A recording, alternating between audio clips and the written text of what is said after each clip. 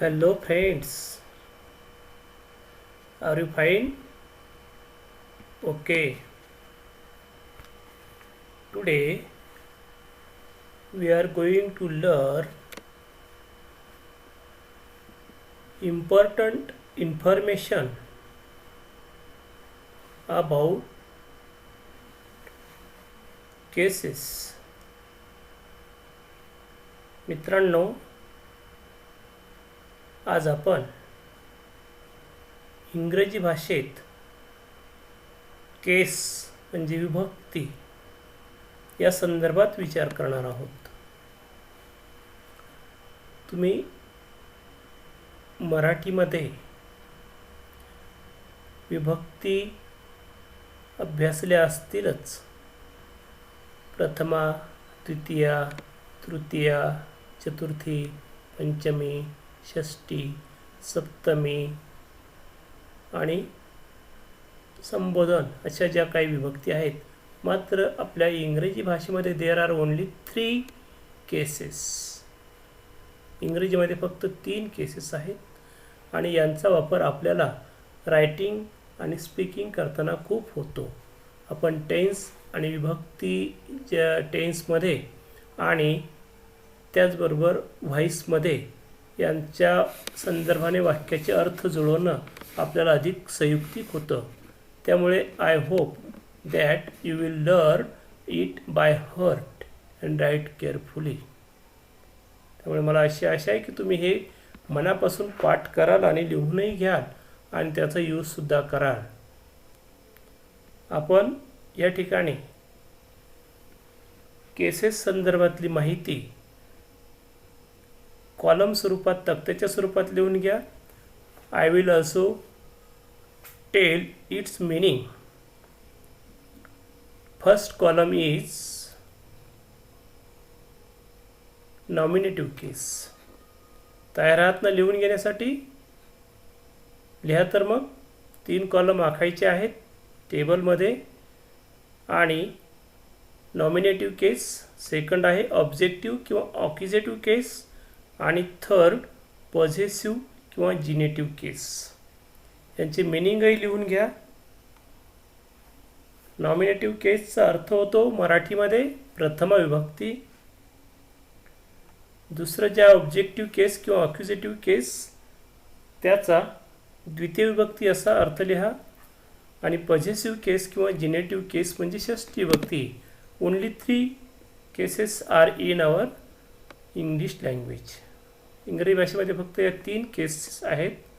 आता या ठिकाणी प्रथम विभक्तीत, त्याचं रूपांतर द्वितीय विभक्तीत आणि त्याचं रूपांतर षष्ठी विभक्तीमध्ये कसं होतं ते आपण या ठिकाणी अभ्यासणार आहोत.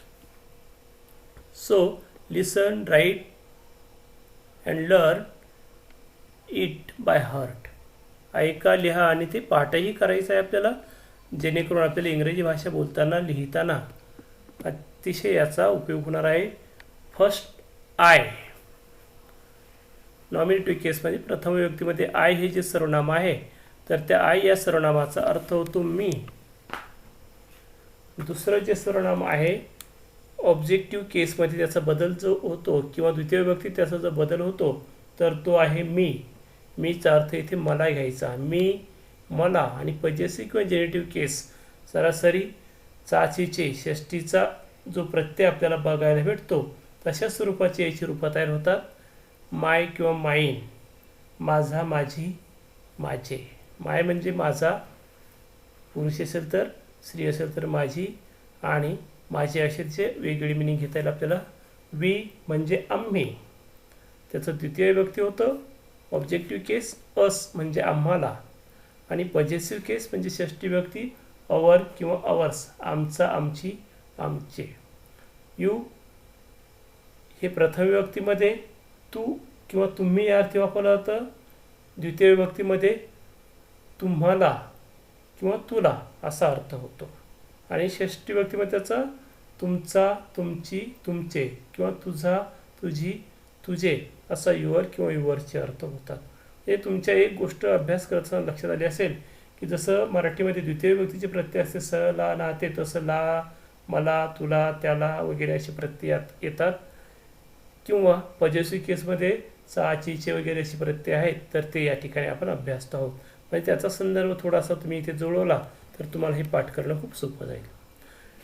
ही हे जे सर्वनाम आहे त्याचा अर्थ होतो तो, त्याचं द्वितीय विभक्तीतलं रूप होतं त्याला हिम, आणि षष्ठी विभक्तीमध्ये त्याचा, त्याची, त्याचे म्हणजे हीच. शी म्हणजे ती, द्वितीय विभक्तीत हर म्हणजे तिला, आणि षष्ठी विभक्तीमध्ये किंवा पॉझिटिव्ह केसमध्ये हर किंवा हर सहसा त्याला आपल्याला घेता येईल. हर म्हणजे तिचा, तिची किंवा तिचे, हर्सचा सुद्धा अर्थ तोच होतो. त्यानंतर इट हे प्रथम विभक्तीत ते या अर्थी वापरलं जातं. द्वितीय विभक्तीमध्ये म्हणजे ऑब्जेक्टिव्ह किंवा ॲक्युजेटिव्ह केसमध्ये इटचा त्याला असा मिनिंग घेता येईल, आणि षष्ठी विभक्तीमध्ये पॉझिटिव्ह केसमध्ये त्याचा किंवा जेनेटिव्ह केसमध्ये इट्स हे त्याचा, तिचा, त्याचे असा त्याचा मिनिंग घेता येईल.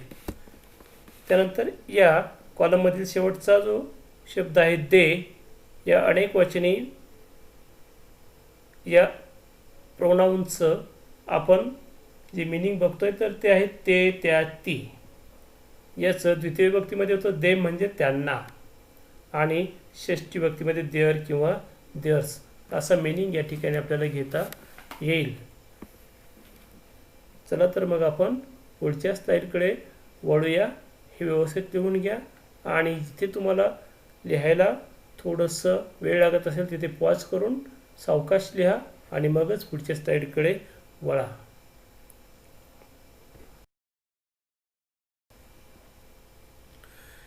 मित्रांनो, नेक्स्ट स्लाईडमध्ये आपण बघूया model auxiliaries.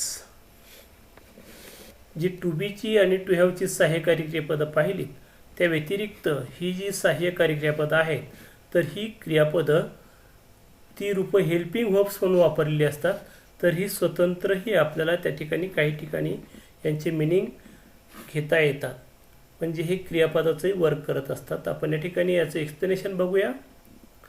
The term modality refers to a speaker's or writer's attitude or point of view about something.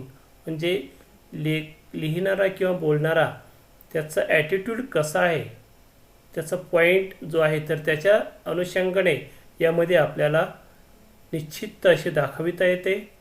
Model auxiliaries express modality while ordinary verbs usually state a fact based on knowledge to express what is believed to be true. या ठिकाणी जे model auxiliaries वापरले जातात तर ते त्यातून मॉडॅलिटी व्यक्त करत असतात, आणि जे ऑर्डिनरी सामान्य अशा प्रकारची जी काही क्रियापदं असतात तर ते generally state a fact based on knowledge, की एखादी वस्तुस्थिती जी आहे तर त्या मूळ वस्तुस्थितीच्या ज्ञानावर आधारित किंवा त्यावर आधारित ते व्यक्त अशा प्रकारचे शब्द व्यक्त करत असतात किंवा त्यावर ते विश्वास ठेवतात. मात्र या ठिकाणी बोलणाऱ्याचा मूड कसा आहे किंवा बोलणाऱ्याची अशा प्रकारची ॲटिट्यूड कशी आहे ते व्यक्त करण्यासाठी मॉडल ऑक्झिलरीज बघितले जातात. मी तुम्हाला या नंतरच्या स्लाईडमध्ये मॉडल ऑक्झिलरीज मधून कोणते अर्थ अभिप्रेत आहेत ते सविस्तर लिहून देणार आहे. मात्र या ठिकाणी फक्त आपण मॉडल ऑक्झिलरीज कोणते आहेत ते चांगले पाठ करायचे आहेत, लिहायचे आहेत आणि समजून घ्यायचे. Are you ready? चला तर मग आपण आपल्या या स्लाईडचा अभ्यास करूया, या पीपीटीचा अभ्यास करूया. यात वेगवेगळे भाग पडले आहेत. First, classification of modal auxiliaries. जी काही मॉडल ऑक्झिलरीज आहेत तर या मॉडल ऑक्झिलरीजचं वर्णन किंवा त्याचं वर्गीकरण म्हणूया आपण. वर्णन म्हटल्यापेक्षा वर्गीकरण दोन प्रकारात होतं. Modal auxiliaries are broadly classified into two, म्हणजे दोन गटात ते विभागले जातात. त्यामध्ये प्रमुख अशा प्रकारचे जे काही मॉडल ऑक्झिलरीज आहेत तो एक गट, आणि सेमी मॉडल ऑक्झिलरीज म्हणजे मेन म्हणजे प्रमुख, आणि सेमी म्हणजे अर्ध म्हणजे त्यावर फारसं पूर्णत्व दिलेलं नसतं. तर यामध्ये मेन मॉडल ऑक्झिलरीजमध्ये जे शब्द येतात ते आहेत can, could, may, might, will, shall, would, should आणि मस्ट. त्यानंतर सेमी मॉडल ऑक्झिलरीज जे आहेत दुसऱ्या वर्गीकरणातला भाग, तर ते आहेत dare, need, ought to, used to आणि हॅव टू. मित्रांनो, या मेन मॉडल ऑक्झिलरीज आणि सेमी मॉडल ऑक्झिलरीज अधिक चांगल्या समजण्यासाठी I will create a special PPT on it and try to explain it. त्याला समजून घेण्याचा प्रयत्न मी तुमच्यासमोर मांडणार आहे.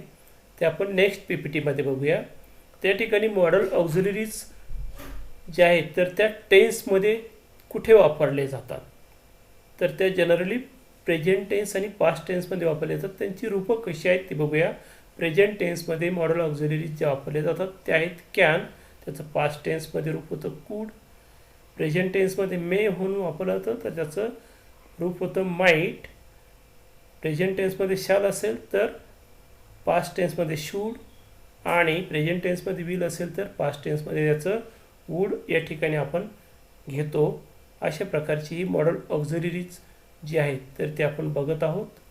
त्यानंतर पुढचा जो घटक आहे त्याकडे आपण जाऊया. So write this slide carefully, learn it by heart and also understand it. समजूनही घ्या, लिहून घ्या आणि लर्न करा. ही तुम्हाला वाक्यात टू बी आणि टू हॅवच्या सहाय्यकारी क्रियापदाव्यतिरिक्त वाक्यात ही वापरली जातात, याचाही उपयोग होतो. त्यासाठीही काळजीपूर्वक अभ्यासा. Friends, in this slide we are going to learn modal auxiliaries and its negative forms. मित्रांनो, या स्लाइडमध्ये आपण मॉडल ऑक्झिलरी ज्या आपण मागच्या स्लाइडमध्ये बघितल्यात तर त्या मॉडल ऑक्झिलरीचे थोडक्यात आपल्याला जे काही अनकॉन्टॅक्टेड फॉर्म्स आहेत आणि कॉन्टॅक्टेड फॉर्म्स जे आहेत तर ते या ठिकाणी आपल्याला अभ्यासायचे आहेत. तर त्याची रूपं जसं आपण थोडक्यात त्याला आपण शॉर्ट फॉर्मही म्हणतो, फुल फॉर्म आणि शॉर्ट फॉर्म. नकारात्मक शब्द करत असताना जसं आपण इज नॉटचं इजंट करतो तशीच रूपं या ठिकाणी कॉन्टॅक्टेड फॉर्म आणि कॉन्टॅक्टेड संक्षेप जो आहे तर तो कशा प्रकारचा होतो तर त्या ठिकाणी आपण बघणार आहोत. तुम्ही नकारात्मक वाक्य तयार करत असताना याचा वापर आपल्याला करता येतो, किंवा निगेटिव्ह सेंटेन्सेस जी असतात तर त्यासाठी ही रचना आपल्याला उपयोगी पडते. यासाठी आपण मॉडल्स ऑक्झिलरीज कोणत्या आहेत त्याच्यासाठी एक कॉलम अनकॉन्टॅक्टेड निगेटिव्ज कसे होतात ते आणि त्यातील कॉन्टॅक्टेड निगेटिव्ज कसे होतात ते, हे तीनही कॉलम व्यवस्थित आखा, वर व्यवस्थित लिहा आणि त्याचा अभ्यास करा. फर्स्ट मॉडल्स आहे कॅन. त्याचं अनकॉन्टॅक्टेड निगेटिव्ज जे आहेत तर ते होतं कॅन नॉट. त्याचं कॉन्टॅक्टेड निगेटिव्ह म्हणजे संक्षेप होतो कांट. कूडचं अनकॉन्टॅक्टेड फॉर्म आहे कुड नॉट. त्याचं कॉन्टॅक्टेड फॉर्म किंवा कॉन्टॅक्टेड निगेटिव्ज कुडंट. मे त्याचं मे नॉट आणि कॉन्टॅक्टेड निगेटिव्जमध्ये होतं mayn't. But it is generally use rarely. हे खूप दुर्मिळ अशा प्रकारचं म्हणजे क्वचितच ते वापरलं जातं, नेहमी त्याचा वापर होत नाही. नेक्स्ट आहे माईट. त्याचा अनकॉन्टॅक्टेड फॉर्म आहे माईट नॉट आणि कॉन्टॅक्टेड निगेटिव्ह फॉर्म त्याचा तो माईटंट. नेक्स्ट मॉडल्स बघूया आपण. विल. त्याचं अनकॉन्टॅक्टेड निगेटिव्ज विल नॉट आणि कॉन्टॅक्टेड निगेटिव्ज आहेत ओंट. त्या पुढचं आपण बघूया शाल. शालचं अनकॉन्टॅक्टेड निगेटिव्ज होतात शाल नॉट आणि कॉन्टॅक्टेड निगेटिव्ज जे आहे त्याचं रूप तर ते शांट, SHANT. वूड त्याचं वूड नॉट आणि वुडंट असं आपल्याला बघता येईल. शूड त्याचा अनकॉन्टॅक्टेड फॉर्म आहे शूड नॉट आणि कॉन्टॅक्टेड निगेटिव्हज आहेत शूडंट. त्यानंतर मस्टचा अनकॉन्टॅक्टेड निगेटिव्हज आहेत मस्ट नॉट आणि कॉन्टॅक्टेड निगेटिव्हज आहे मसंट, MUSTNT, मस्ट असंही त्याला घेता येईल.